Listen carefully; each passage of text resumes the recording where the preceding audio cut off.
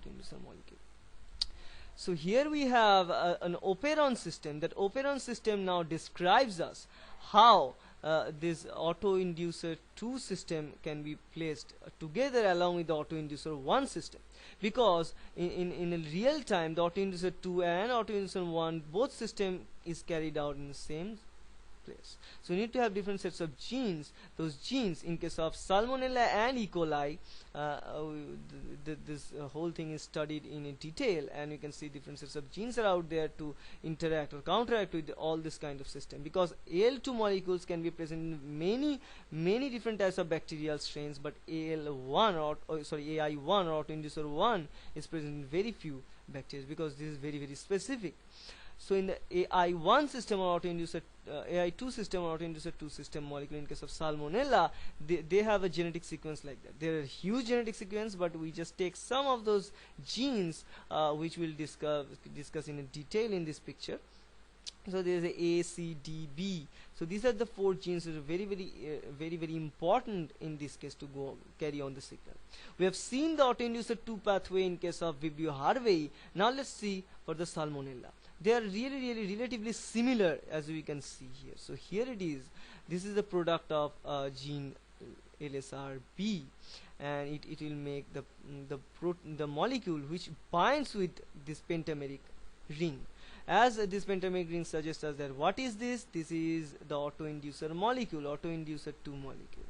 So again, remember the presence of Lux P molecule or Lux P protein in case of Vibrio harvey, which acts as the carrier of AI2. In this case of Salmonella, it is LSRB which carries the autoinducer 2 and carries it into the receptor. Again, in this case, this is a transmembrane receptor. It made up with 2 different genes via 2 different subunits of proteins, LSRC and LSRD. So this LSRC and D is present there, and LSRB along with the autoinducer 2 molecule attaches with these subunits, and finally it triggers the conformational change. After some conformational change, it attaches with the LSRA subunit, which is the blockage here, which is the blockage region here, which blocks the entry of simple molecules into the inside the cell, which present in the cytoplasmic portion of the cell. Here is the LSRA is attached to the LSRC and D. And whenever the LSRB along with autoinducer 2 binds with the LSRC and B, a conformational change is occurred, and then the LSRA, which is the ATPase or ATPase molecule, it harvests the ATP or energy of ATP, hydrolyzes the ATP into ADP plus inorganic phosphate, and finally it drives the entry of this autoinducer molecule inside the cell. But remember one thing again in this case, look very carefully, the LSRB molecule is restricted to be entered into the cell, because it is a huge molecule to be entered into the cell. So the LSRB remains there. Only after the conformational shift occurs and the ATP hydrolysis occurs, only the autoinducer 2 molecule enters the cell. After the entrance of the autoinducer 2 molecule into the cell, it will bind to different protein molecules there, and finally DNA binding molecule, and it will transcribe, and after the transcription, translation is occurred and the protein is made to carry on virulence or making biofilms and all this sequence of sequential structures. Here we have a core or hollow structure of LSRB molecule. In case of LSRP, we have seen the structure of LSRP, and you can see these 2 types of structure. They are really very similar structures. In this case too we are looking at. So let me go backward. Here we have the structure of Lux P, and now let's talk about the structure of here, which is the LSRB.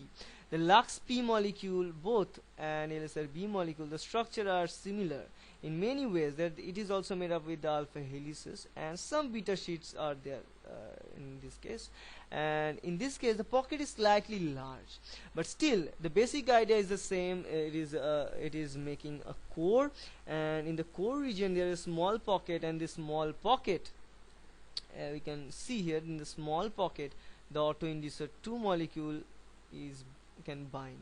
After the binding of autoinducer 2, conformation changes, and finally it will bind with the LSRC and D. So there are different regions to interact with LSRC-D molecules to finally make this autoinducer 2 molecule to be entered. Okay, So in all the different strains of bacteria that have been studied till now, we can find in case of autoinducer 2 system, the carrier molecule structure is more or less the same in all these cases, and as well as the autoinducer molecule structure can also be having a typical characteristics. But what is the basic difference between the autoinducer in case of Salmonella and the autoinducer 2 in case of Vibrio harvey is designated here. So this is the autoinducer molecule of Vibrio harvey. This is for Salmonella typhimurium. But we can look at this. This is a 2 pentamer, and this is not 2. This is only one ring in this case. But the basic difference is in case of harvey there is a presence of boron atom here. But in case of Salmonella there is no boron, because as we know, Salmonella normally loves to stay in our gut, and in our gut there is no boron atoms there.